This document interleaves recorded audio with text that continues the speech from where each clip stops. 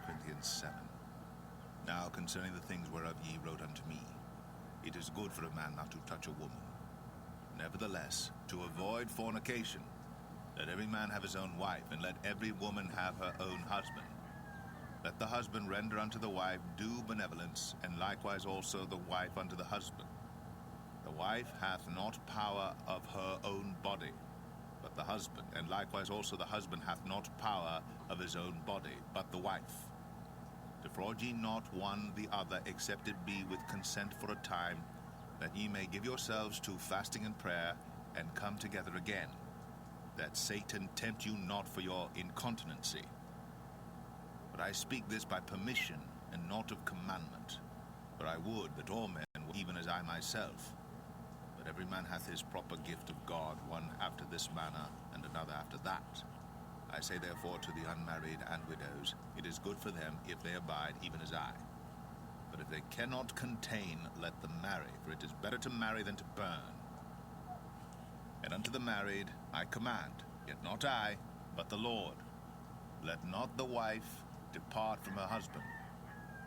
But and if she depart, let her remain unmarried, or be reconciled to her husband, and let not the husband put away his wife. But to the rest speak I, not the Lord. If any brother hath a wife that believeth not, and she be pleased to dwell with him, let him not put her away. And the woman which hath a husband that believeth not, and if he be pleased to dwell with her, let her not leave him. For the unbelieving husband is sanctified by the wife, and the unbelieving wife is sanctified by the husband. Else were your children unclean, but now are they holy. But if the unbelieving depart, let him depart. A brother or sister is not under bondage in such cases, but God hath called us to peace.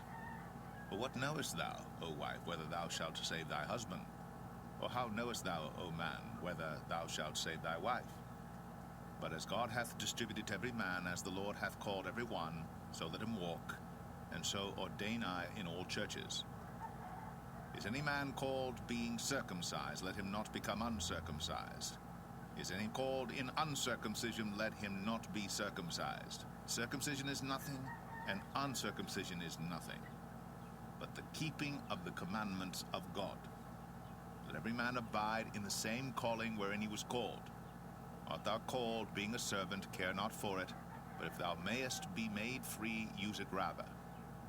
For he that is called in the Lord, being a servant, is the Lord's freeman. Likewise also, he that is called, being free, is Christ's servant. Ye are bought with a price, be not ye the servants of men.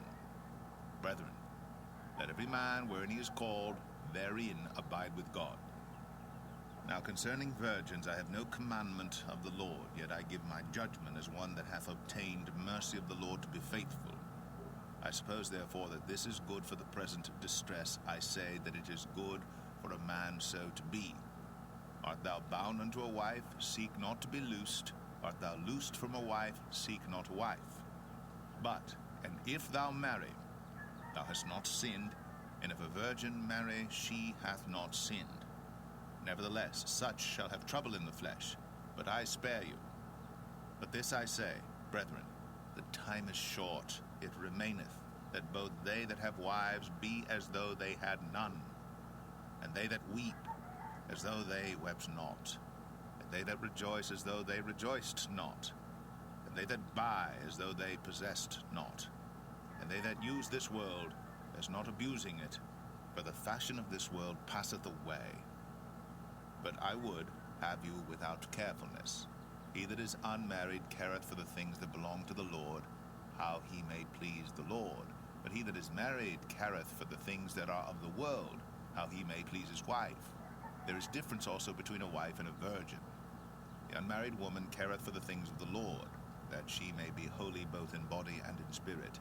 But she that is married careth for the things of the world, how she may please her husband. And this I speak for your own profit, not that I may cast a snare upon you, but for that which is comely, and that ye may attend upon the Lord without distraction. But if any man think that he behaveth himself uncomely toward his virgin, if she pass the flower of her age, and need so require, let him do what he will, he sinneth not, let them marry. Nevertheless, he that standeth steadfast, in his heart, having no necessity, but hath power over his own will, and hath so decreed in his heart that he will keep his virgin, doeth well. So then, he that giveth her in marriage doeth well, but he that giveth her not in marriage doeth better. The wife is bound by the law as long as her husband liveth. But if her husband be dead, she is at liberty to be married to whom she will only in the Lord. But she is happier if she so abide after my judgment. And I think also that I have the Spirit of God.